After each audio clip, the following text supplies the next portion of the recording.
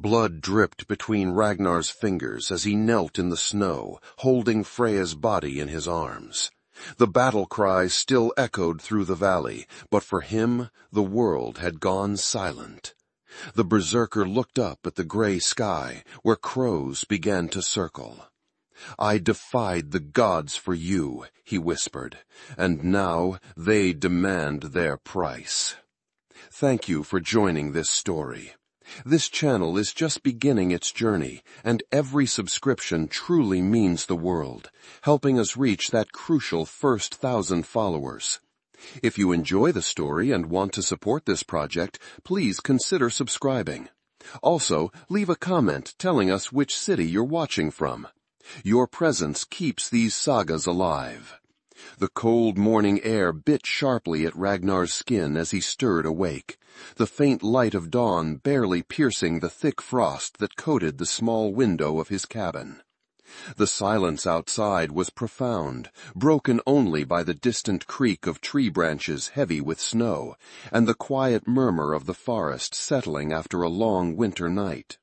His breath rose in slow, misty puffs as he sat on the edge of his straw bed, muscles aching from restless sleep.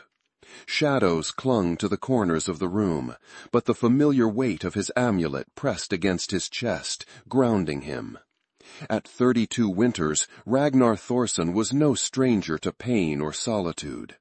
His body was a canvas of scars, each a testament to battles fought and survived. Each a silent chronicle of his existence as the clan's fiercest berserker. His dark auburn hair fell in tangled waves to his shoulders, damp from the sweat of troubled dreams.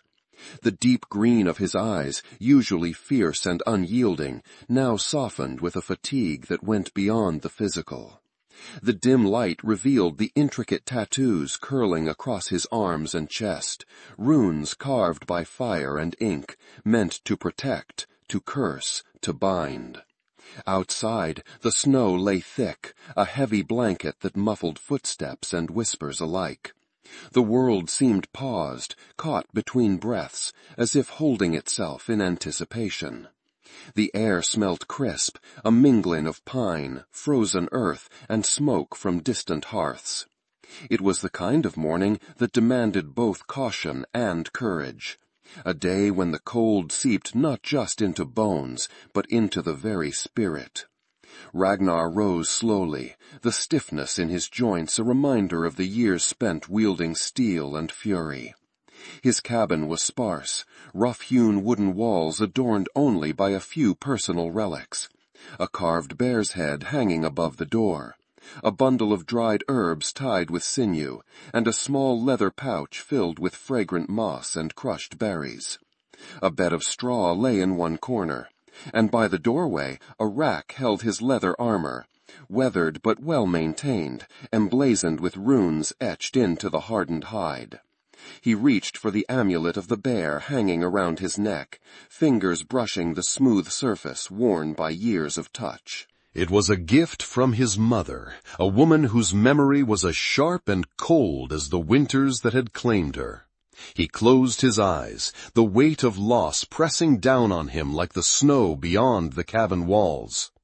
"Guide me, Odin," he murmured, voice low and steady, the words more than ritual, an invocation for strength, for clarity, for a purpose beyond the endless cycle of violence. The sounds of Ravnholm awakening were faint but unmistakable. From his window, Ragnar glimpsed smoke curling lazily from chimneys and the silhouettes of figures moving through the thickening light. Men preparing weapons, women tending fires, children gathering near the longhouse. Life stirred beneath the frost, stubborn and relentless. But Ragnar felt apart from it all, a solitary force tethered to the clan by duty and fear, not belonging. The Berserkers were revered and feared in equal measure, a sacred weapon forged in rage and blood, yet kept at arm's length from the hearth and heart of the people.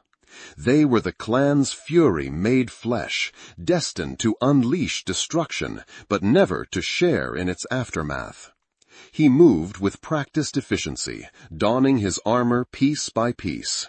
The leather was stiff but supple, reinforced at the shoulders with plates of hammered iron. The weight settled around him like a second skin, familiar and necessary. His boots, made from the pelts of wolves he had slain, muffled his steps as he crossed the cabin. At his waist hung the twin-edged battle-axe, its handle scarred from countless strikes, the blade gleaming faintly even in the dim light. Outside, the wind whispered through the trees, a cold breath that carried with it the scent of pine and distant smoke. The snow crunched beneath his boots as he stepped onto the frozen earth. The world was muted, a quiet stillness before the storm that would come with the day. His thoughts drifted briefly to the council's decree, the raid on Svarheim, a neighboring settlement, meant to reclaim grazing land lost to harsh winters and relentless encroachment. He was to lead the charge. The burden was familiar, and yet heavier today. There was more at stake than land or honor, something fragile, secret, and dangerously forbidden. As Ragnar moved through the village, the stark contrasts of life in Ravnholm were starkly clear.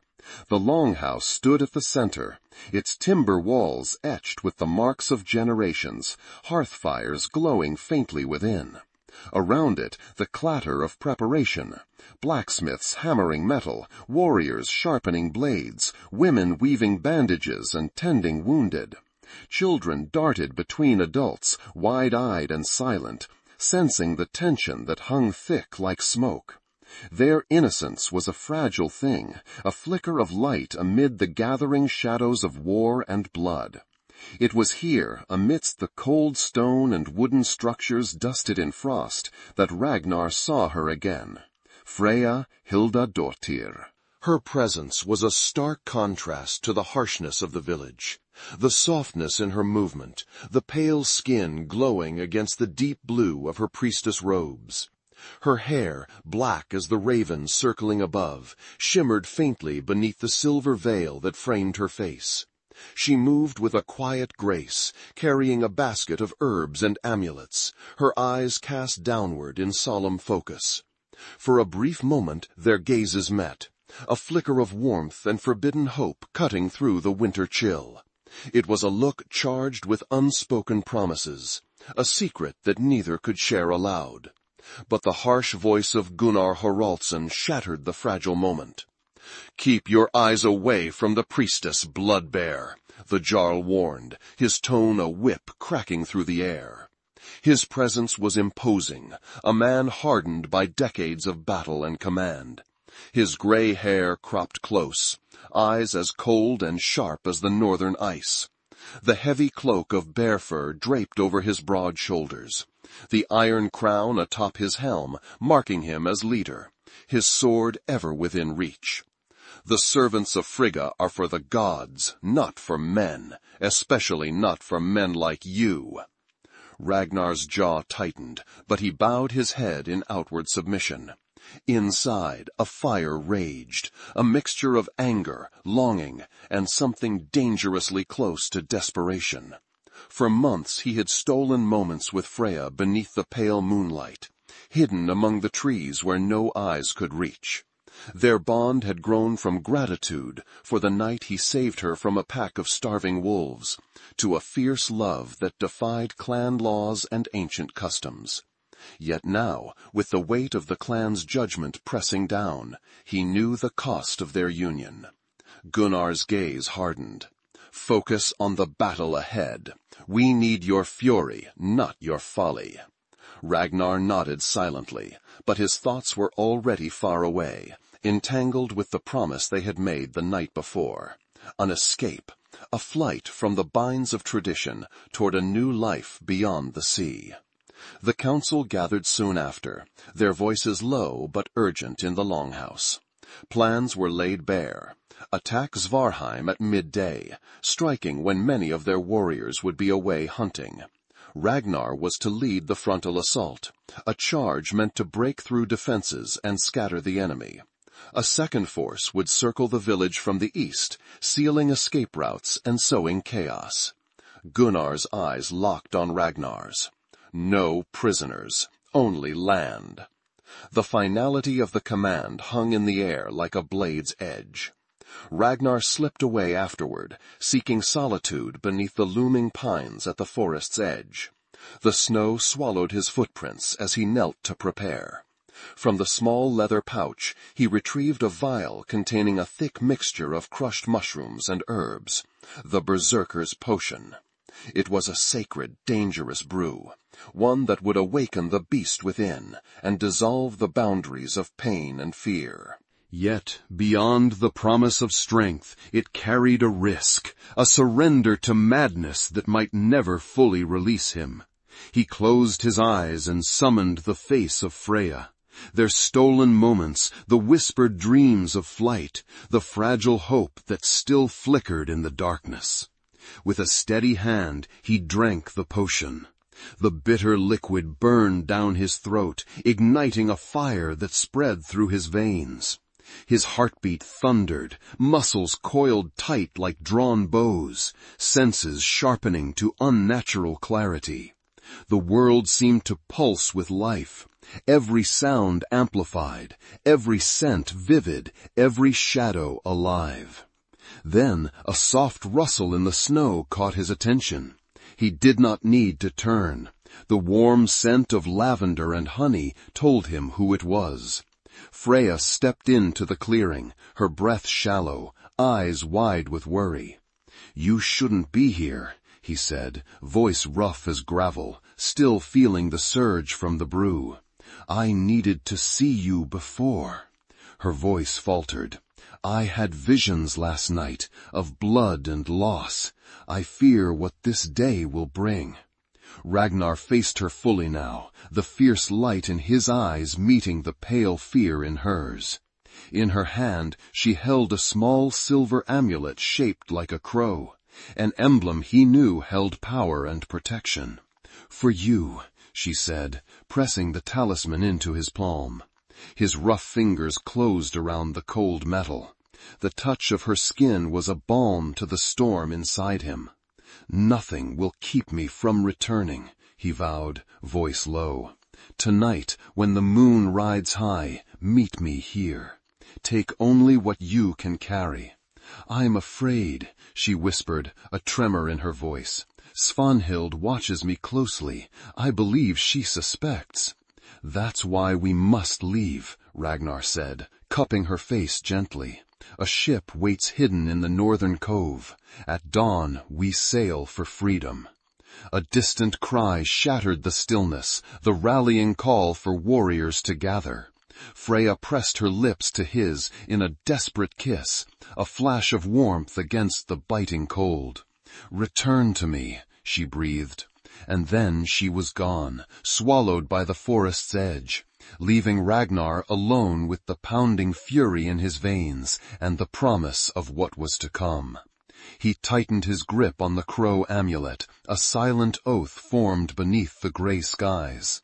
The battle awaited, but so did a future neither dared to hope for.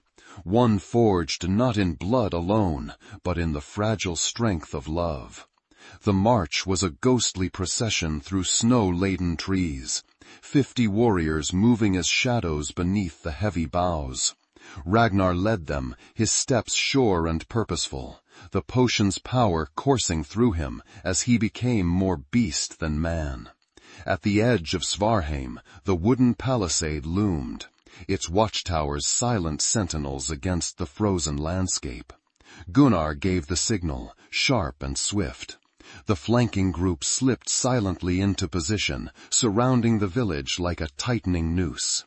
Ragnar inhaled deeply, tasting the cold air heavy with the scent of pine and smoke. The Berserker's fury swelled inside, a rising tide of rage and focus. The first war cry shattered the morning's hush, a wild, primal sound that sliced through the stillness. Ragnar charged, his battle-axe swinging with deadly grace. Wood cracked and splintered beneath his blows as gates gave way. Around him chaos erupted, shouts, clashing steel, the mingled scents of burning timber and spilled blood. His mind narrowed to the rhythm of combat. Strike, parry, strike again. Enemies fell swiftly under his relentless assault, their cries swallowed by the storm of his fury. Pain was a distant echo, drowned beneath the surge of power that made him unstoppable. But then, in the midst of carnage, a figure moved unlike the rest. Graceful, purposeful, and utterly unexpected. Freya. Her presence shattered the berserker's trance. Confusion and fear tangled in his heart. How had she come here? What did she seek amid the bloodshed? A sharp warning cry jerked him back. A spear whistled past his head, and he pivoted, cleaving through the attacker's defense. Yet his eyes never left Freya, who now ran toward the village's wooden temple. Without hesitation, Ragnar abandoned his post, cutting through the fray with brutal efficiency. The battle around him faded into background noise as he pursued her. The temple door was heavy and worn, but he forced it open, stepping into the dim interior, lit by flickering candles. Freya knelt before the altar of Frigga, hands working swiftly over something hidden from view. "Freya," he called, voice rough and urgent, "what are you doing here?" She turned, eyes wide with shock. "Ragnar, how did you find me?" Before he could answer, the door slammed open with a harsh bang. Gunnar entered, flanked by 2 warriors, his expression thunderous. "So the rumors are true," the Jar declared, voice dripping with cold accusation. "Our priestess betrays her vows, consorting with a berserker, and worse, betraying us all." "No," Freya's voice cracked, "it's not what you think." "Silence, traitor!" Gunnar stepped forward, sword drawn, eyes blazing. "You warned Svarheim of our attack. Because of you, 5 of our men lie dead." Ragnar stepped between them, axe raised. "She is not a traitor. There must be another explanation." "Stand down, blood bear," Gunnar snapped, "or you too will answer for treason." The air thickened, the weight of accusation pressing down. Outside, the clash of battle continued, but here a different war unfolded, one of truth and betrayal. "Ragnar," Freya whispered behind him, "I came for the children. Svartheim is my home. My sister lives here, with her family." The revelation struck him like a hammer blow. Freya had hidden this from him, the ties that bound her to the enemy, to a life he never knew. "You used me," he said, voice low and bitter. "All our meetings, you gathered secrets." "No," tears traced lines down her pale cheeks. "What we had was real, but I couldn't let innocent children die." "I couldn't let my family perish." Gunnar laughed, cruel and harsh. "See, Berserker, even the wildest beasts can be tamed by cunning women." Ragnar felt the beast within him rage, the potion's fire pulsing wildly. Yet beneath the fury, a profound sorrow took root, the sting of betrayal from the one who had awakened his heart. "The law is clear," Gunnar stated coldly. "Traitors pay with blood." In a flash, Gunnar lunged, sword aimed at Freya. She screamed, throwing herself between them. The blade found her chest. Time seemed to stop. Freya staggered back, eyes wide with shock, crimson blossoming across her robes. Ragnar caught her, a guttural roar tearing from his throat. The berserker's fury exploded, unleashed and unbound. With Freya in one arm and axe in the other, he became a tempest. Gunnar barely raised his sword before it shattered beneath a crushing blow. The 2 warriors faltered, trapped against the walls of the temple. Moments later, silence fell. 3 bodies lay still. Ragnar knelt, cradling Freya's fading warmth. "Why?" he whispered brokenly. "Why didn't you tell me?" She smiled faintly, fingers trembling as they brushed his face. "Because you would have to choose, and I could not force you to betray your people." "You are my people," he said softly. "You were my future." Her eyes fluttered closed as life slipped away. "Find my sister. Protect her. Prove there is more to you than rage." Ragnar felt a shard of his soul break free with her last breath. He carried her from the darkness into the pale light of dawn. The battle's fury had faded, leaving the village scarred and silent. Warriors from both clans paused, watching the Berserker, bloodied and raw, hold the Priestess's lifeless form. Blood dripped between his fingers, staining the snow beneath. The world narrowed to the sound of his own ragged breathing. He looked up to the gray sky, watching as crows began to circle overhead. "I defied the gods for you," he whispered again, "and now they demand their price." With reverence he laid Freya upon the snow, the silver amulet of the crow still clutched in her cold hand. Ragnar rose slowly, the weight of loss settling over him like the winter's chill. Around him, the warriors hesitated, uncertain in the face of grief. "Where is the priestess's sister?" he asked, voice steadier than he felt. No one answered. Then, from among the broken cabins, a woman emerged, older, her face a harsher reflection of Freya's, eyes wide and fearful. 2 children clung to her skirts. Ragnar approached, ignoring the tense stares of his kin. He drove his axe into the frozen ground. "Your sister died to protect you and these children. She died because love is stronger than fear." The woman wept, clutching her children close. "The battle is over for me," Ragnar declared, turning to face his clan. "Whoever harms this family will answer to my axe." Without waiting for reply, he lifted Freya once more and disappeared into the forest's embrace. No one dared follow. Ragnar walked for hours through snowdrifts and silent trees, the precious weight of his love's remains secure in a leather pouch. At last he reached a cliff overlooking the gray churning sea, the place where hope and sorrow would mingle in flames. He built a funeral pyre from driftwood and branches, laying Freya gently upon it. The amulet rested in her hands, a final gift, a symbol of their bond. As the fire took hold, smoke spiraled skyward, carrying the essence of a love forged in defiance and sealed by sacrifice. He sat in the snow, watching the ashes drift on the wind. "You asked me to prove there is more in me than fury," he breathed, "and I will." When dawn's pale fingers touched the horizon, Ragnar rose.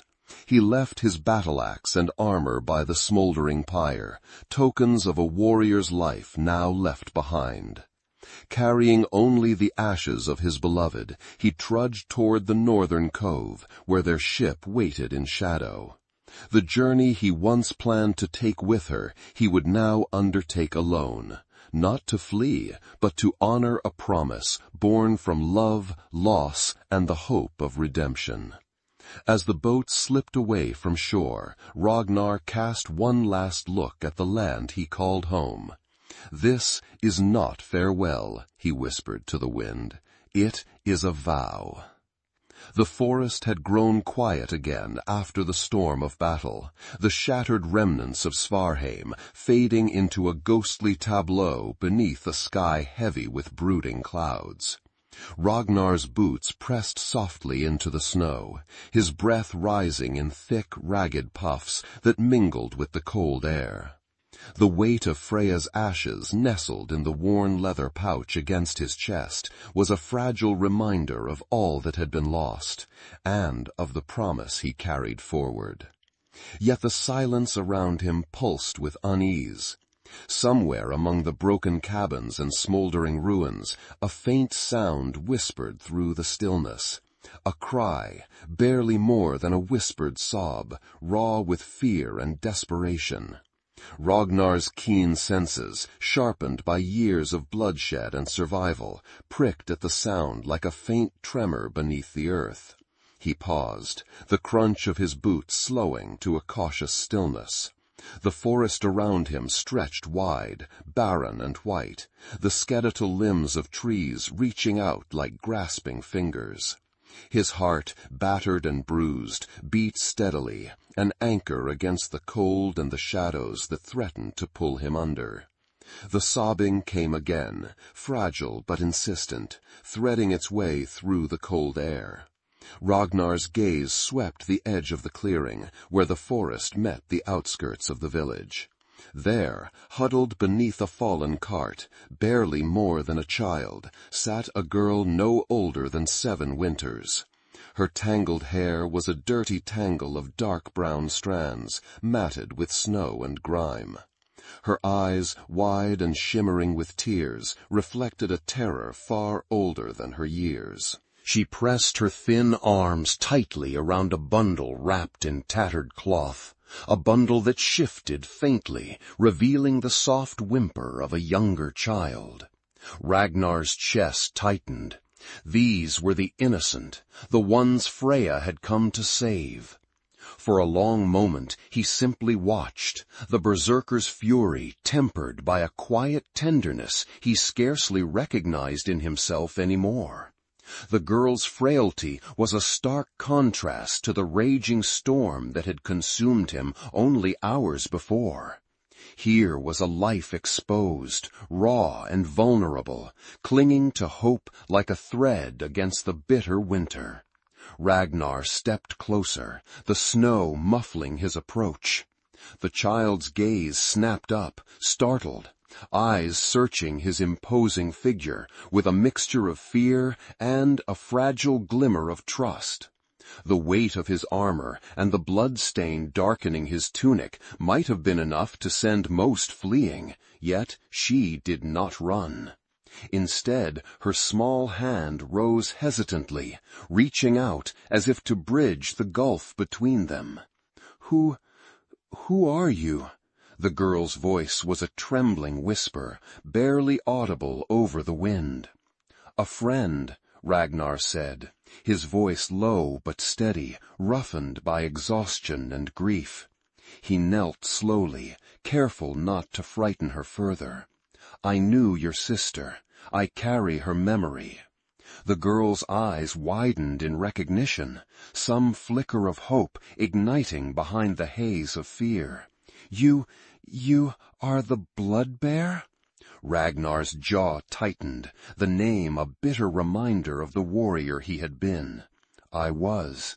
Now I am what remains." Her gaze drifted to the bundle once more, worry knitting her brow. "We must leave. The others, they will come back. The men from Ravenholm, they don't want us here." Ragnar's mind turned sharply to Gunnar's words, the bitter accusations, the threat that had haunted him since the temple. Yet here, before him, were the children, the innocent, caught between the tides of war and vengeance. The choice weighed heavy. To protect these fragile lives meant defying his clan, risking their wrath and the fragile peace that remained. To ignore them would be a betrayal of everything Freya had stood for, everything he had promised.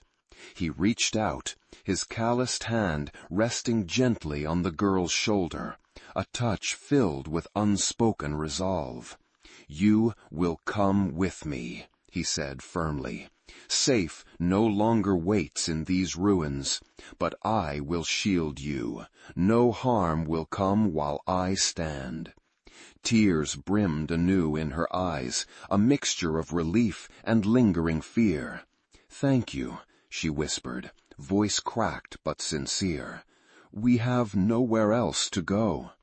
Ragnar rose, moving deliberately to gather what scant possessions the children carried. The younger child, a boy barely a babe, whimpered softly, pressed against his sister's chest. Ragnar's fingers brushed the cloth, feeling the fragile pulse of life beneath.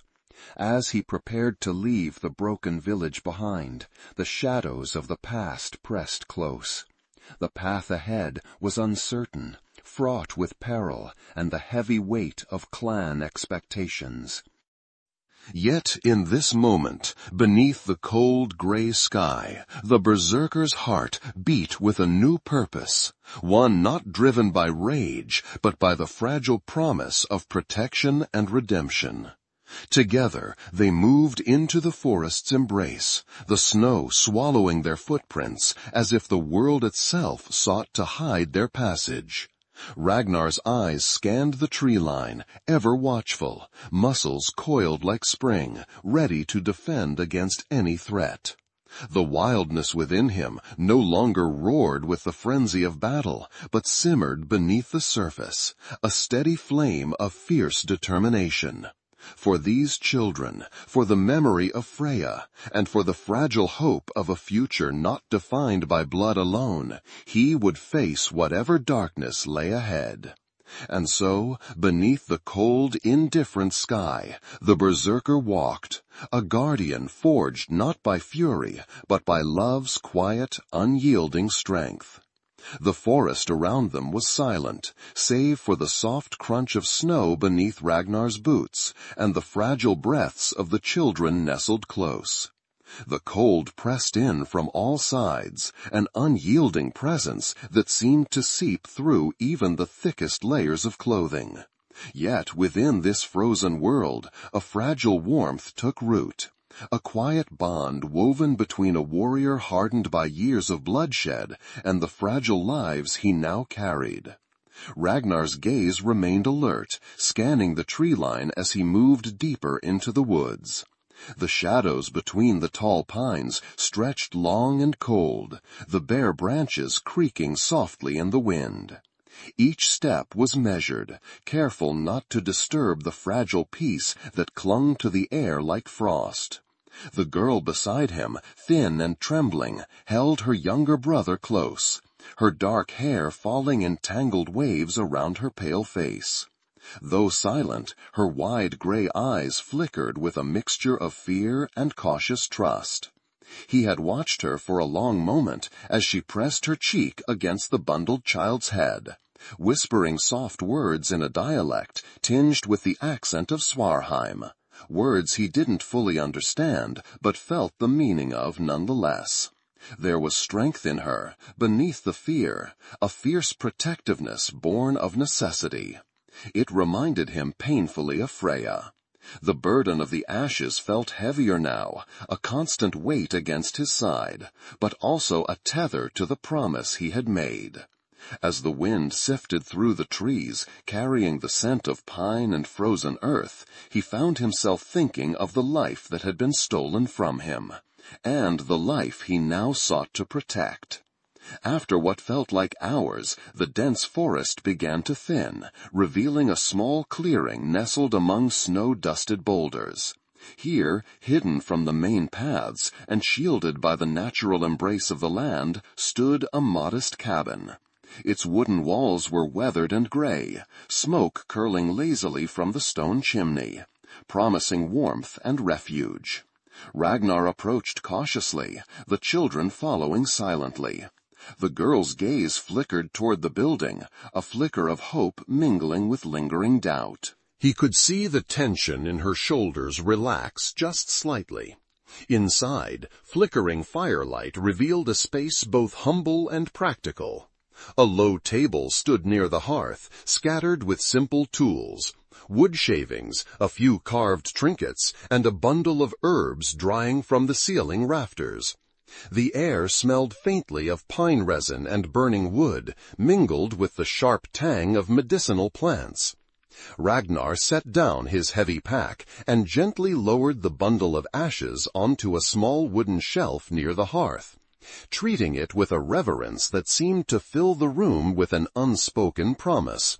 Then, turning to the children, he motioned toward the fire. "Come," he said softly, his voice rough but kind. The girl hesitated, glancing at her younger brother before stepping closer. Ragnar moved with deliberate care, retrieving a thick blanket from a rough-hewn chest and folding it around both of them. The warmth seeped into their chilled limbs, coaxing color back to pale cheeks and numbing fingers.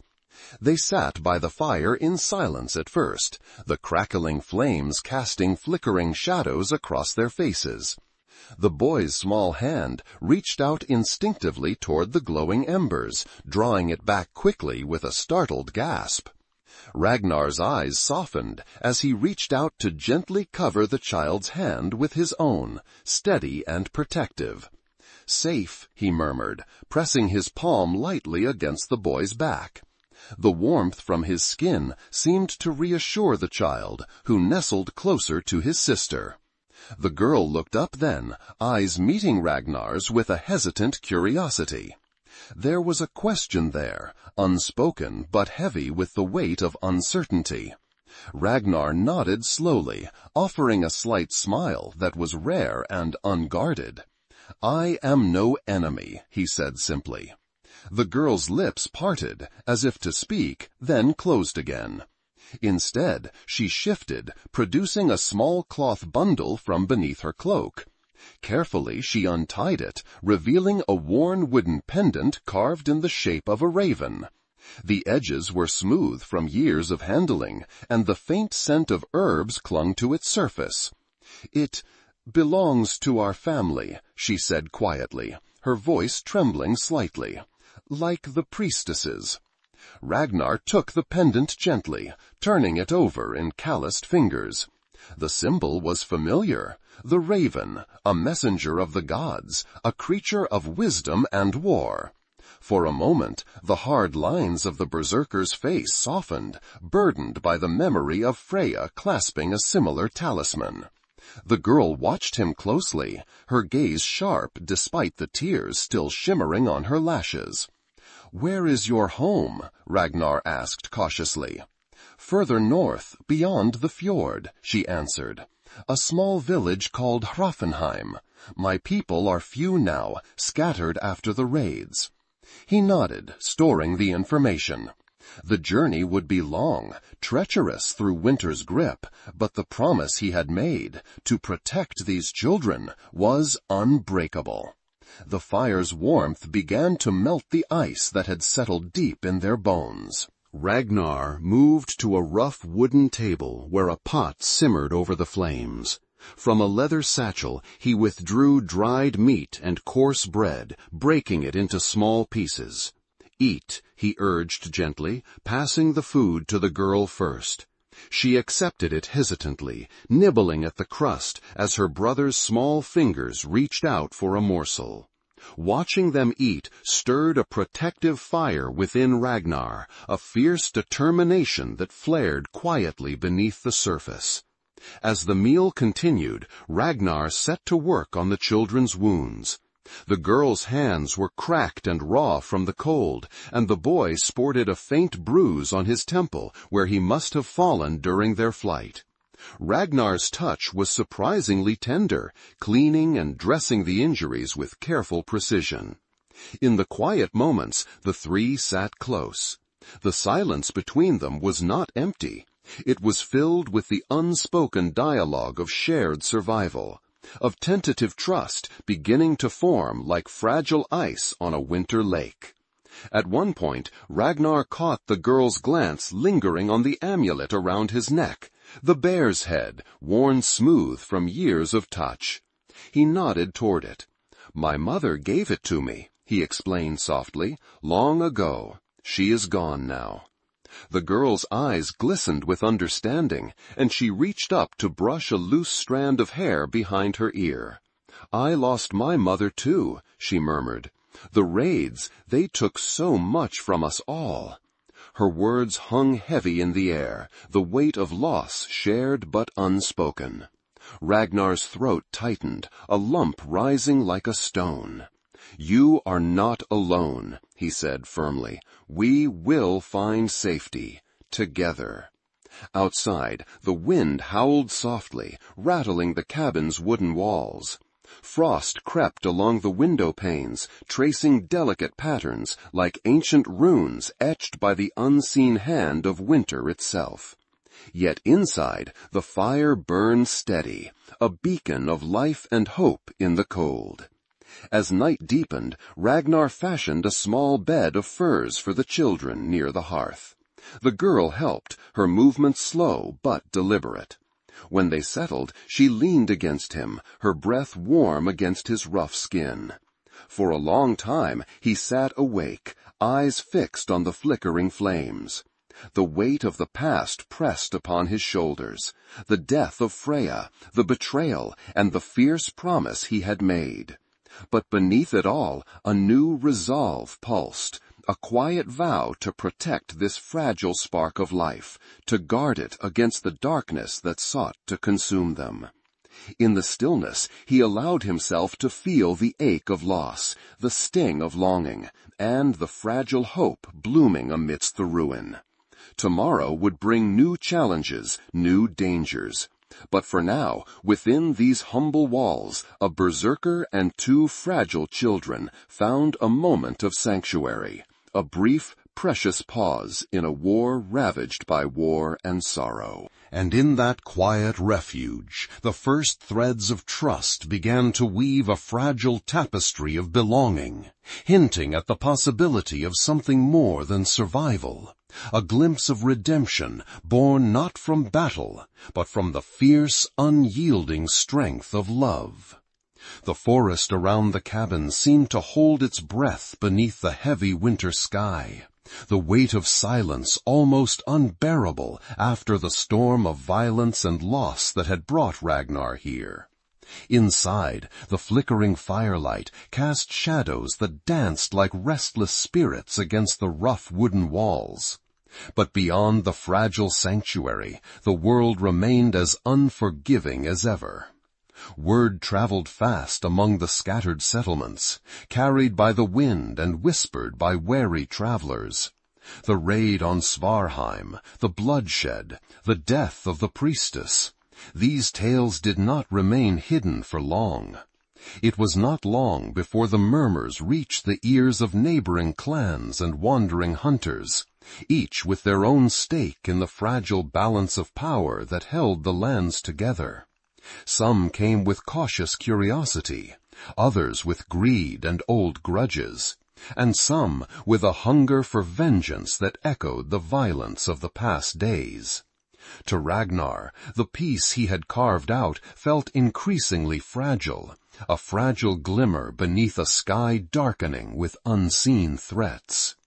One cold morning, as pale light filtered through the frost-coated windows, the sharp crackle of twigs breaking in the snow outside shattered the stillness. Ragnar was seated by the hearth, tending to the smoldering embers, when the sound reached his ears. His hand instinctively went to the haft of his axe resting against the wall, a silent promise of readiness. The children stirred uneasily, their small bodies curled close beneath layers of fur. Before the door could be pushed open, a figure stepped inside, a man whose presence seemed to fill the cramped space with a wary tension. His cloak was heavy with snow, and his breath clouded in the cold air. His eyes, a piercing shade of steel, swept over the children, then settled on Ragnar with a calculated gaze. "I am Eirik of the Frostfang tribe," the visitor announced, voice low but firm. "I've heard tales of your passing through the wilderness. Strange stories for a berserker. Ragnar did not lower his axe, but his tone was steady, measured. I am no longer what I was. These children are under my protection. Eric's glance flicked to the girl, then to the boy, his expression unreadable. Protection can be a dangerous thing for those who cross the paths of clans and kings. The Frostfangs do not take kindly to those who harbor fugitives. The girl's hand tightened around her brother's small fingers. Ragnar felt the weight of her silent fear, as if it were his own. "Why have you come?" Ragnar asked, his voice a growl beneath the calm. "To warn you," Eric replied. "Gunnar Haraldsson will send men searching for the priestess's kin. Your defiance has stirred the fires of anger in Ravnholm. It is only a matter of time before they come for you and for these children." The words hung heavy in the air. Outside, the wind howled like a mourning wolf, rattling the cabin's frame. Ragnar's mind raced, weighing the threat against the fragile safety they had found here. To protect them meant facing the wrath of his own clan and the scrutiny of others. "I will not let harm come to them," he said quietly, voice resolute. "What is your warning worth if you do not offer aid?" Eric's eyes narrowed. Aid comes with price. The world beyond these woods is no place for mercy. You must prepare. Before Ragnar could respond, the door creaked open again. Two more figures entered. One an aged woman with eyes sharp despite the years. The other a younger man, muscles tensed and face set with suspicion. The woman's gaze softened when she looked at the children. The man's hardened when he looked at Ragnar. "Svanhild," Ragnar breathed, recognizing the seer whose watchful eyes had long haunted the edges of his life. "You came." "I came for truth," she replied, voice gravelly but steady, "and for warning." Svanhild studied the children, then Ragnar's hardened face. "The gods are restless. The balance is broken. You carry a burden heavier than you know." The younger man, whose name Ragnar knew but rarely spoke aloud, took a step forward. "Gunnar will not stop until the priestess's bloodline is extinguished. You have made enemies." Ragnar's jaw clenched. The burden of loyalty and love twisted within him like a knife. To protect these children was to stand against the very clan that had once been his home, a home now filled with suspicion and hatred. The days that followed were marked by a growing tension that pressed against the walls of the cabin like the cold itself.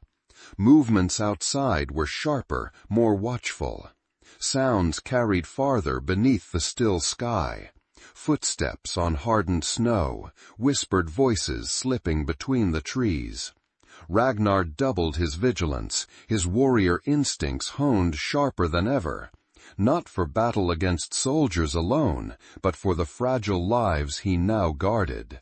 The children clung to him with quiet trust, their fragile hope wrapped in the warmth of his protection. Despite the looming threat, moments of tenderness emerged like fragile shoots in the frozen earth. He taught the girl to gather herbs safely, showing her the secrets Freya had once shared. He told them stories, not of war or glory, but of the ancient woods, of stars and gods, of the strength found in survival and in hope. His voice, rough but steady, became a balm against the harshness outside. Yet the shadow of the clan's wrath loomed ever closer. Rumors of the priestess's death, of Ragnar's betrayal, had spread like wildfire. Traders spoke in hushed tones at market gatherings. Distant fires burned in warning. The fragile peace that Ragnar sought to build felt increasingly like a castle of ice threatening to shatter. One evening, as twilight deepened into night, the village near the cabin stirred with the sound of approaching riders. The children awoke frightened, their small bodies trembling beneath the thick furs. Ragnar stood at the door, his silhouette carved against the fading light. Outside, a group of armed men dismounted, their faces grim beneath the heavy fur hoods.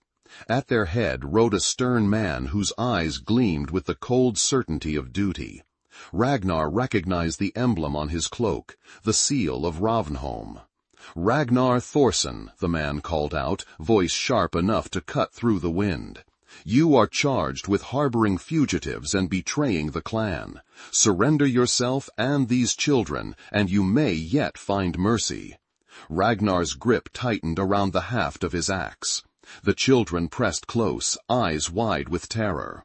"No," he said simply, voice like steel. "They are under my protection. You will find no surrender here." The standoff stretched out, breaths visible in the freezing air, the tension crackling like lightning before a storm. The men exchanged glances, weighing the cost of confrontation. The woods around them seemed to hold its breath. Then, with a resolute nod from their leader, the riders moved closer, encircling the cabin. Their presence was a stark reminder of the world Ragnar had left behind, a world where loyalty was demanded and mercy was scarce. Inside, the children clung to each other, their small hands trembling, but Ragnar's eyes burned with a fierce determination. He was no longer the berserker consumed by rage and battle frenzy. He was a guardian, a protector, sworn to uphold a promise born of love and loss. As the night deepened, the fragile walls of his refuge faced the cold reality of the world beyond, one that would test not only his strength, but the very essence of who he had become.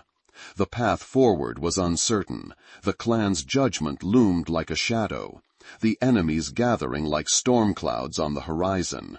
Yet, beneath the weight of threat and fear, a quiet vow endured.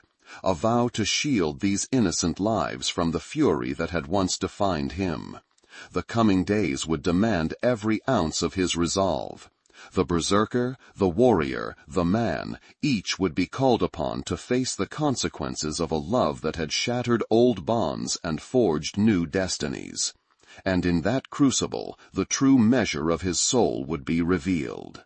The cold night pressed deeply into the bones of the forest, a darkness so dense it seemed to swallow sound itself. Within the small cabin, the flickering fire cast long shadows that danced upon the rough wooden walls. But outside, the silence was broken only by the snap of twigs and the heavy tread of boots crunching through the snow. The air was thick with anticipation, a tension that coiled tight like a serpent ready to strike. Ragnar's senses sharpened, every muscle poised for the inevitable clash. This was no longer just a matter of survival, it was a reckoning. The soft breaths of the children nestled against him were fragile reminders of what was at stake. Their trust, so precarious and new, weighed on his heart, heavier than the axe he had once wielded with reckless fury. He had shed that berserker's rage, or at least tried to, transforming instead into a guardian whose strength was measured not by blood spilled, but by the lives protected. Yet the ghosts of his past haunted him still, whispering warnings in the crackling firelight. A sudden knock shattered the fragile stillness, sharp and deliberate, echoing through the cabin like a hammer on bone. Ragnar's hand instinctively went to the haft of his axe. His eyes narrowed as he rose, muscles taut beneath his worn leather armor. The girl and the boy stirred, small shapes trembling beneath the thick fur blankets. "Who is it?" Ragnar called, his voice a low growl that betrayed no mercy. "Peace," came a voice from outside, calm but firm. "I am Eirik, envoy of the Frostfangs. We come bearing words from Ravnholm." Ragnar's jaw clenched, those words carrying the cold weight of inevitability. The Frostfang clan had always been a shadow at the edges of these lands, their allegiance to Ravnholm unquestioned, and their reputation merciless. He had hoped the news of Freya's death and his own exile might buy time, but that fragile hope was fading fast. He opened the heavy door slowly, the cold wind gusting in, biting at exposed skin. Eirik stood framed in the snowstorm, his piercing steel-gray eyes steady and unreadable beneath the fur-lined hood. Behind him, 2 more figures stepped forward, warriors armored in dark leathers, faces shadowed and grim. "You harbor fugitives," Eirik said, his tone cutting through the cold air. "The priestess's kin. The clan demands their surrender. You know what will happen if you refuse." Ragnar's gaze swept over the men, then softened as it fell upon the children. The girl's small hand gripped the hem of her brother's cloak tightly, eyes wide with fear but unblinking.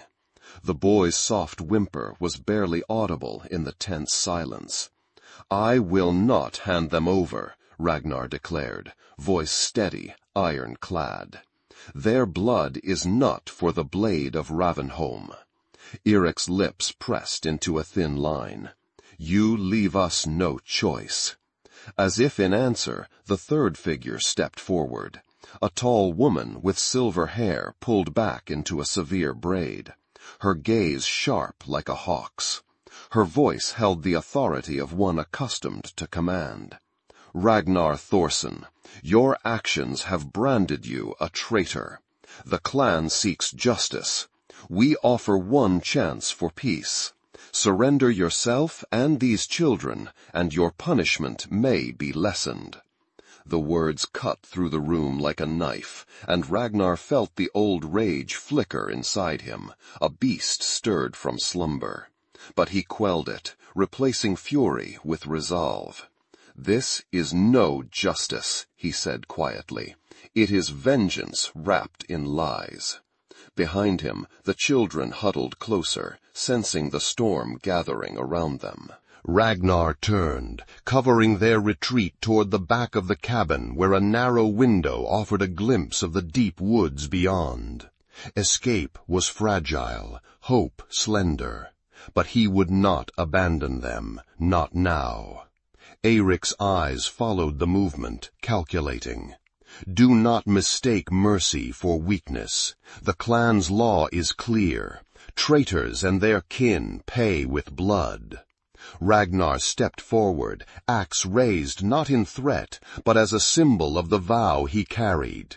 "They are under my protection, and I swear this, any who harm them will answer to me." There was a heavy pause, the weight of his words hanging in the cold air. Outside, the wind whispered through the trees, as if even the forest held its breath. The woman with the silver braids' expression hardened. "Then we have no choice but to take what is owed."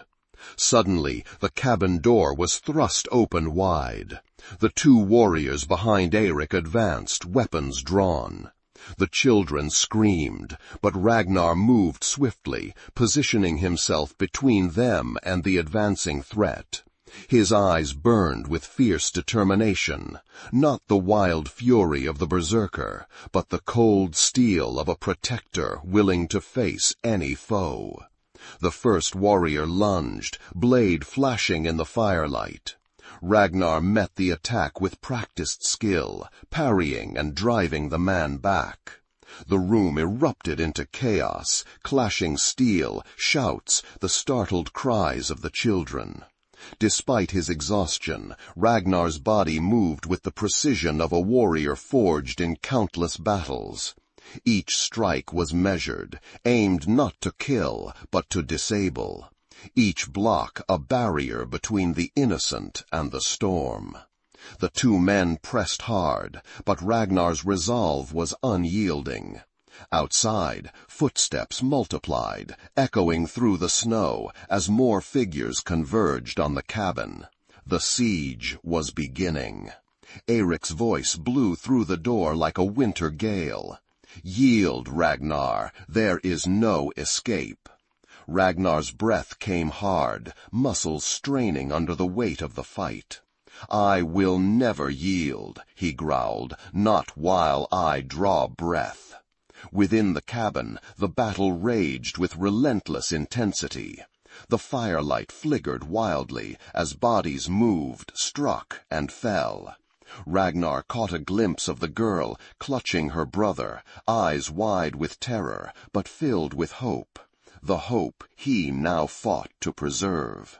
Suddenly, the silver-haired woman stepped forward, raising her voice over the din. Enough. A hush fell, the clamor stilled by the sheer force of her command.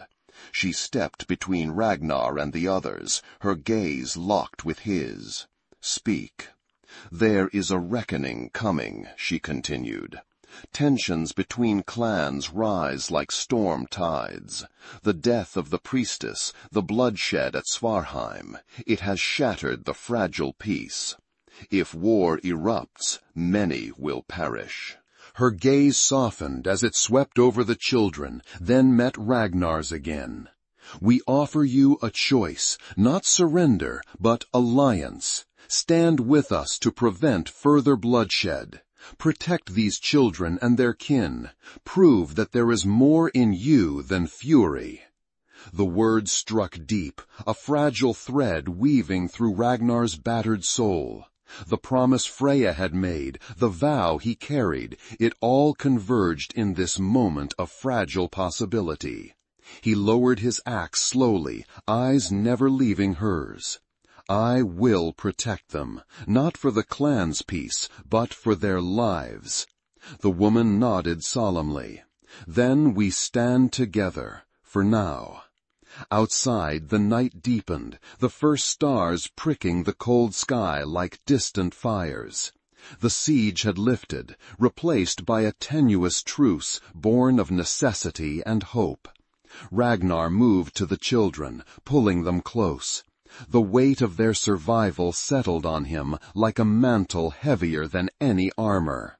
As the fire crackled and the forest sighed around them, a new path unfurled before the Berserker, once broken and remade. The road ahead was uncertain, shadowed by threats both old and new. But within Ragnar's heart burned a quiet flame, not the raging fury of the past, but the steady light of protection, love, and the hard-won promise of redemption. He had defied the gods, defied his clan, and now, for the first time, he fought not for blood or glory, but for something far more fragile and precious, the lives of those he had sworn to shield. The dawn would come, and with it new battles. But for now, beneath the shivering sky, the Berserker stood, a guardian forged not by rage, but by the enduring strength of love's quiet power.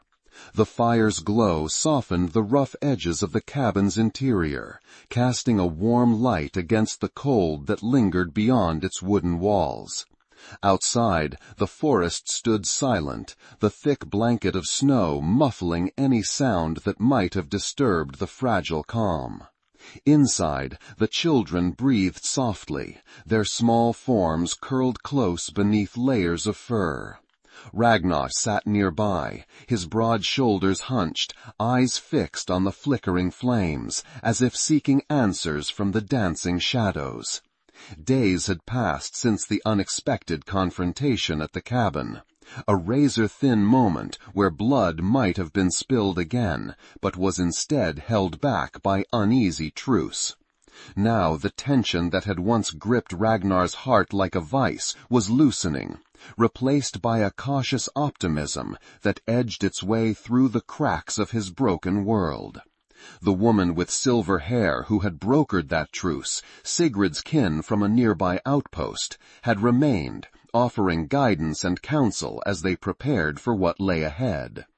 Ragnar's mind drifted to Freya, her pale face etched forever in memory, her lips still warm in his mind's grasp. The pain of her loss was a constant companion, but it had begun to evolve, not simply a wound, but a fierce, burning purpose. She had asked him to protect her sister, and through protecting these children, he was honoring not just her, but the hope she had planted in his heart.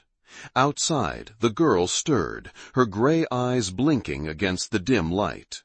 She shifted slightly, pulling the younger boy closer as a soft curl of breath escaped her lips. Ragnar looked up, the hardness in his gaze softening as he caught her glance. No words were needed between them. A silent understanding passed in that moment, a fragile trust forged in hardship. Sigrid, the woman who had stepped forward with the offer of alliance, moved quietly across the room, her footsteps light on the wooden floor. She carried a small bundle of herbs, placing it carefully on the table near the hearth. Her eyes, sharp and clear despite the years, settled on Ragnar. "They grow stronger by the day," she said softly, "but so too do the shadows. The clans will not forget what has been done." Ragnar nodded, the weight of that knowledge settling heavily on him. The path to peace was narrow and treacherous, and his defiance had marked him a pariah among those he once called kin. Yet here, in this isolated refuge, a new kind of battle was being fought. Not with axes and swords, but with patience, courage, and the fragile threads of forgiveness. Over the next days, the cabin became a sanctuary not just of survival, but of healing. Ragnar taught the children to move silently through the forest, to recognize the subtle signs of the land, the snap of a twig, the faint rustle of fur against snow. He showed them how to gather roots and berries that could sustain them, how to read the sky for signs of weather, and how to listen to the whispers of the wind as if it carried the voices of the gods. In return, the girl, Sigrid's niece, shared stories of her own family, of Svarheim's traditions, and the prayers whispered beneath midnight skies. Her voice was soft but resolute, carrying a wisdom beyond her years. Slowly, a bond grew between them, fragile but unbreakable, a tapestry woven from threads of loss, hope, and the quiet promise of tomorrow. One evening, as the fire crackled low and the wind moaned through the trees, Ragnar found himself alone with the girl. The younger boy had drifted into restless sleep, and the cabin was cloaked in a heavy silence. She looked up at him, eyes bright with unspoken questions. "Why do you carry the ashes?" she asked quietly. Ragnar sighed, the familiar ache pressing at his chest. "They are all that remains," he said simply. "All that is left of someone I loved more than life itself." Her gaze softened, understanding dawning. She was brave. "She was more than brave," Ragnar said, voice thick. "She was the reason I still walk this path." The girl nodded, her hands folding tightly in her lap. "We will keep her memory alive, I promise." It was a vow that settled over them like a shield, stronger than any forged in steel. Days later, when the dawn light spilled cold and pale into the cabin, a visitor approached, one not expected and yet somehow welcome. Svanhild, the clan's seer, arrived unannounced, her bent figure moving with surprising swiftness. Her eyes, clouded but piercing, scanned the room with a mixture of suspicion and something that could almost be called reverence. "You carry a heavy burden, Bloodbear," she said, voice rough but not unkind. Ragnar met her gaze, his own steady and unyielding. "I carry more than burden. I carry a promise." Svanhild's eyes flicked to the children, then back to him. "The gods watch all. They see your pain and your defiance. The path you walk is dangerous, but it is not without meaning." For a long moment, silence hung between them, the weight of unspoken truths pressing like winter frost. "You have chosen to protect the innocent," Svanhild continued. "In doing so, you have found a new kind of strength, one that can bind wounds the sword cannot reach." Ragnar's jaw tightened, the years of solitude and strife etched into every line of his face. I am no longer the Berserker they called me. I am something else now. Svanhild nodded slowly, a faint smile tugging at her lips. Redemption is a journey, not a destination. You have taken the first steps. As she turned to leave, the girl stepped forward, her voice clear and steady. Thank you, Svanhild, for seeing beyond the past. The seer paused, her gaze lingering for a moment longer. Do not forget, the gods' eyes are everywhere, but so too are their hands when they choose to protect. With that, she faded into the gray light of morning, leaving behind a renewed sense of purpose. In the days that followed, word began to trickle in from neighboring villages. Rumors of Ragnar's protection of the priestess's kin spread, carried by traders and wanderers. Some spoke with suspicion, others with grudging respect. The clans were watching, their sentinels alert to any sign of weakness or defiance. Yet despite the looming threat, a quiet shift was taking place within Ravenholm itself. Whispers of Gunnar's death at the hands of Ragnar and the fall of the priestess had unsettled the Jar's followers. Some questioned the harshness of their leader's judgment. Others felt the stirrings of regret. It was during one such moment of fragile peace that Sigrid approached Ragnar with an offer. The clans seek balance, she said carefully. There are those who wish to end this cycle of bloodshed. They call for a council, an assembly where grievances may be aired and wounds healed. Ragnar regarded her, the weight of years of war and loss heavy in his gaze. And you believe they will listen? She shrugged, a flicker of hope in her eyes. Peace begins with a single voice, perhaps yours. The prospect was daunting. To face those who had branded him an outcast, to lay bare his heart and story before the very people who had condemned him, it was a trial more terrifying than any battlefield. Yet, beneath the fear, a steady flame burned, for Freya, for the children, for the promise of something more. In the bitter wind outside, the first snow of spring began to fall, light and pure, a symbol of new beginnings despite the scars of winter. Ragnar rose from his seat, the ashes of the past held close, but not heavy enough to keep him chained. He stepped to the door, the cold air biting but invigorating. The path ahead was uncertain, fraught with danger and the ghosts of old wounds. But for the first time in many moons, the Berserker felt a measure of peace, not born of victory or conquest, but of love's quiet redemption. As the sun pierced the horizon, painting the sky with hues of fire and gold, Ragnar stepped forward into the gathering light. Behind him, the cabin remained a sanctuary, a testament to survival and hope. Ahead lay the council, the reckoning, and the chance to prove that even the fiercest of warriors could be reborn, not through bloodshed, but through the courage to forgive and protect. And so, with the ashes of the past tucked safely within, Ragnar Thorson walked toward a future uncharted. A future shaped not by rage, but by the enduring strength of a love that refused to be broken. The pale light of dawn stretched slowly across the frosted land, brushing the peaks and valleys with soft hues of rose and amber.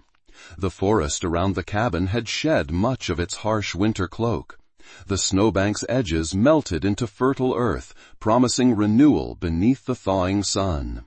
In the quiet stillness, the air held a fragile sense of peace, a breath drawn after storms long past. Yet memories of turmoil still lingered like shadows beneath the budding branches. Inside the cabin, the fire burned low but warm, casting a steady glow upon worn wooden walls. The soft murmur of voices floated between the low beams, a gentle contrast to the silence that had once dominated this space. The children, now less fragile, their eyes brighter and their steps surer, moved about with cautious curiosity, their small hands learning to gather roots and tend to fragile sprouts pushing through the thawed soil. Beside them, Ragnar sat quietly, his gaze distant but no longer haunted. The weight of the past still pressed on his shoulders, but it was no longer a chain. It was a mantle he bore with quiet strength. The arrival of Sigrid had brought more than counsel. She had brought a thread of the wider world into this hidden refuge. Her presence reminded them all that time marched on beyond their margin of snow and forest. Word of what had transpired, the death of the priestess, the fall of the jar, the berserker's defiance, had spread in whispers, rippling through the villages and clans like the first tremors of a shifting earth. Yet, in the shadow of those tremors, a different story was unfolding.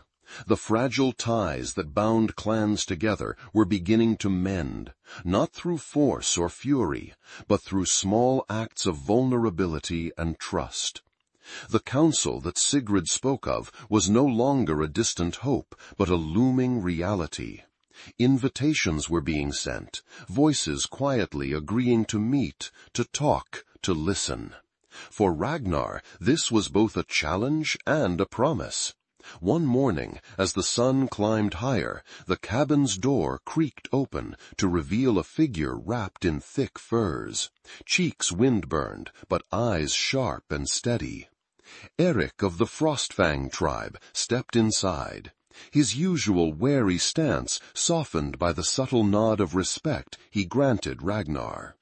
With him came two others, a healer from a nearby village and a young warrior named Leif, whose gaze held both caution and a spark of something new. "News travels fast," Eric began, voice low but firm. "The clans watch Ravenholm with wary eyes. Gunnar's death unsettled many, but your actions have spoken louder than any blade." The healer smiled gently, her hands steady and practiced as she offered herbs to the children. Healing takes time, but the heart is quicker to mend with care and kindness. Leif, younger and less burdened by years, approached Ragnar with a tentative offer. The world beyond the forest waits. There are those who seek new beginnings, away from the ancient grudges. Ragnar regarded them all, the flicker of hope stirring deep beneath layers of grief and guilt. His voice was quiet but resolute. "I will walk that new path, if it means those under my protection find peace." In the days that followed, preparations began for the gathering, a council unlike any before. The clans would meet not as enemies wielding axes and shields, but as people bound by a shared history, scars both visible and unseen. The hope was fragile, like the first green shoots breaking through thawed earth, but it was something worth fighting for. The children thrived in the small cabin, their laughter a rare melody that softened the rough edges of the world outside. Ragnar watched them with a protective gaze, each smile a balm to the wounds he carried inside. Sigrid taught them the songs of the old gods and the prayers of Frigga, weaving the sacred traditions into new stories of survival and hope. One evening, as twilight painted the sky with hues of violet and gold, Ragnar found himself standing at the forest's edge. The wind carried the distant sounds of the village he had once called home, mingling with the rustle of pine and the faint call of a raven overhead. He reached into the pouch at his side, the ashes of Freya resting quietly within, and lifted it to his lips in a silent vow. "Your courage lives in them," he whispered, voice rough but steady. "In every life I protect, in every step I take away from the fury I was born into." The seasons turned, each bringing its own challenges and quiet victories. The council met beneath the open sky, the great hall of Ravenholm transformed into a place of dialogue and ceremony. Old wounds began to heal as stories were shared, grievances aired, and new alliances forged from shared loss and fragile trust. Ragnar's presence, once feared and resented, became a symbol of change. He did not claim glory or ease. Instead, he carried the weight of his past openly, a reminder that even the fiercest storm could be weathered and reshaped. Sigrid, now a steady presence beside him, spoke often of the future, of lands beyond the fjord, of villages where old traditions could mingle with new ideas, where the harsh codes might soften without losing their strength. Her vision was not one of escape, but of transformation. The children grew under their watchful eyes, strong, curious, and unburdened by the hatred that had once torn their families apart. Their laughter and tears wove into the fabric of the clan's healing, a new song rising above the echoes of war. One day, as the sun reached its zenith, a small boat was seen cutting through the mist-shrouded fjord. Ragnar stood upon the shore, the leather pouch with Freya's ashes clasped tightly in his hand. Beside him was the girl who had once hidden beneath a fallen cart, now taller and steadier, her eyes bright with the fire of survival. The boy clutched her hand, his small face alight with wonder at the journey ahead. The boat's occupants were not just travelers, they were messengers of change. Among them stood elders from distant clans, emissaries seeking to carry forward the fragile peace forged in blood and sacrifice. Ragnar stepped aboard, the cold sea breeze tugging at his cloak.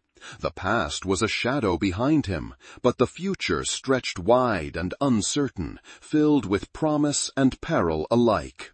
As the boat slipped from the shore, carrying them toward lands uncharted by old grudges, Ragnar looked once more toward the gray skies where crows circled, a reminder of the gods watching still.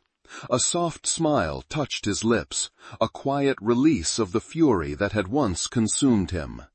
"I am more than the Berserker," he breathed. "I am the guardian of what remains." And with that, the waters held their secrets, carrying him forward into a new dawn, where love, loss, and redemption would shape not only his fate, but the destiny of all who dared to dream beyond the shadows of the past. The sea stretched out before Ragnar, a vast and restless expanse beneath a sky mottled with gray clouds drifting low like ancient spirits. The cold wind tugged at his cloak, carrying the scent of salt and distant storms. In his hands, the worn leather pouch rested quietly, a fragile vessel holding the ashes of Freya, the woman who had shattered the walls around his heart and changed the course of his life.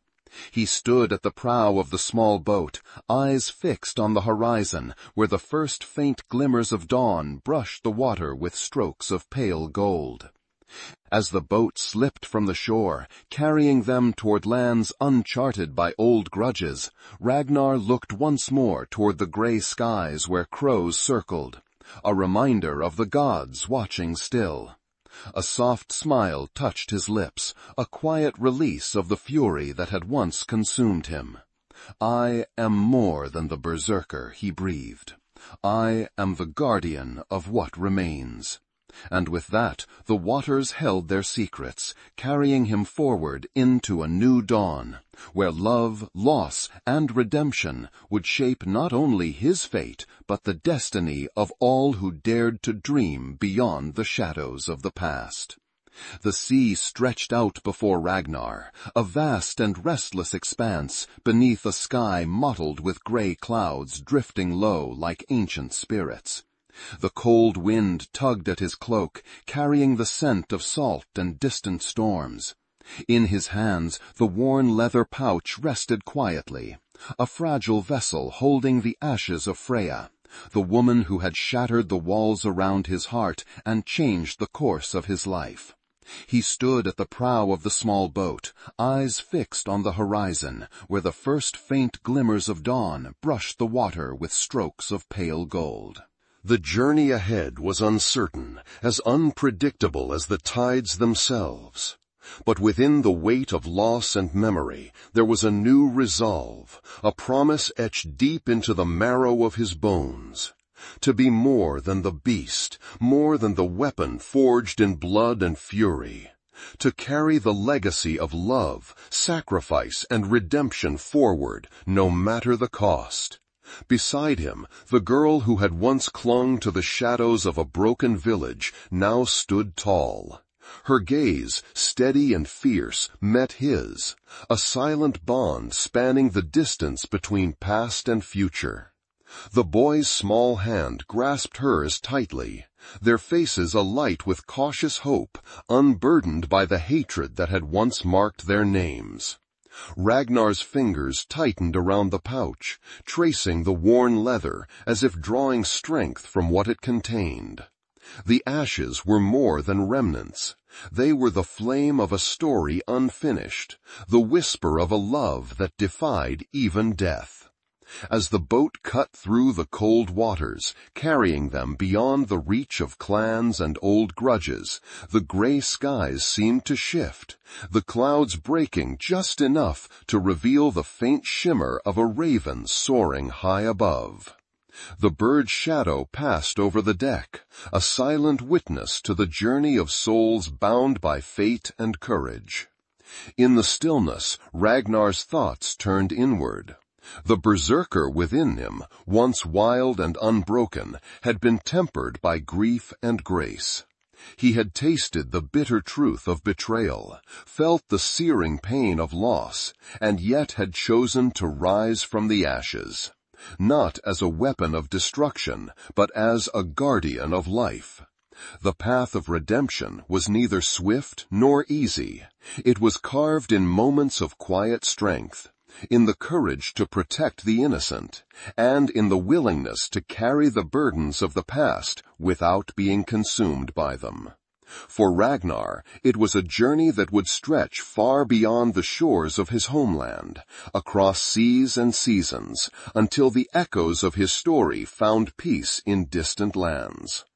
Around him, the crew moved with practiced ease, their faces etched with the same determination that burned quietly in his chest. They were travelers and dreamers, seekers of new beginnings, where old wounds might heal and new stories might take root. Ragnar felt the fragile stirrings of hope, a light kindled amid the shadows. The girl leaned against the rough wood of the boat's side, her breath visible in the cold air. Ragnar offered a rare smile, one unclouded by rage or sorrow. A smile that spoke of survival and the enduring power of love. The boy reached up, his small fingers brushing against the amulet around Ragnar's neck, the bear's head worn smooth by years and memories. Ragnar's gaze softened, the silent connection between them a balm to the soul. Together, he murmured, voice steady as the waves beneath them, we carry what remains. As the sun finally broke free from the horizon, spilling light that warmed the frostbitten sea, Ragnar allowed himself a moment to breathe, deep and slow, as if drawing the strength of the gods themselves. The past was a shadow behind him, but the future stretched wide, a vast and uncharted land where love and redemption might yet flourish. The journey was far from over. New challenges awaited, new battles of heart and spirit that would test the limits of his resolve. But the promise he carried was clear, a vow to protect, to remember, and to prove that even the fiercest of warriors could be reborn. In the quiet dawn, beneath the watchful gaze of the ravens and the endless sky, Ragnar Thorson embraced a new destiny. Not as the blood-bear, berserker of old tales, but as a guardian forged by love's quiet strength. And as the boat sailed steadily into the morning mist, the world seemed to hold its breath, waiting to see what the next chapter would bring.